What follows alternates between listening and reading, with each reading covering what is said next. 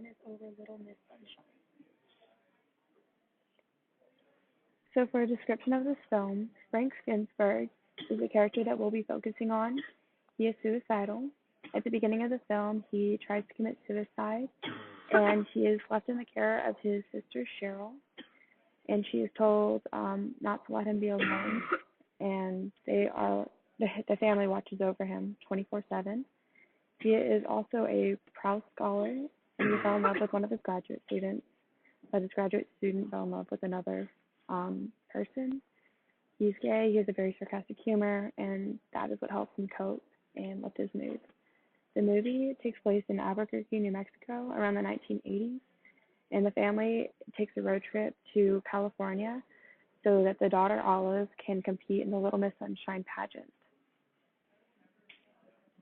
Based on the film, we diagnosed Frank with major depressive disorder. In this disorder, the individual suffers from extreme depression that can interrupt their daily life. Because of the time the movie takes place, Frank may have a biased diagnosis because he is gay and he had a relationship with one of his students. The disorder may not be diagnosed in all cultures because there is a stigma associated with it.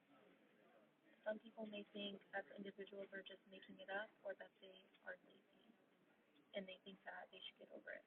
In reality, it's a very serious illness that should not be taken lightly. Some evidence throughout the film that shows that Frank displays major depressive disorder are that he has recurring thoughts of death and suicide and tried to commit suicide, which means that the family has to watch over him 24/7. And also, Frank had a manic episode that led him to lose his job, get kicked out of his apartment, and eventually led him to commit suicide. However, Frank does not show symptoms of insomnia or hypersomnia. Our proposed treatment for Frank would be to put him on antidepressants and/or selective serotonin reuptake inhibitors. We would also have Frank go to a depression-focused psychotherapist. This type of treatment is shown to yield the best results because not only is the patient treated through pharmacotherapy, but he is able to talk to a therapist about the issues he's dealing with. An ethical issue that people may think regarding antidepressants is the possibility of the patient becoming addicted. Another issue would be that there are individuals who do not believe the use of medication to treat depression, not believe in life medication, and they believe that changing your lifestyle is another alternative to stop being depressed.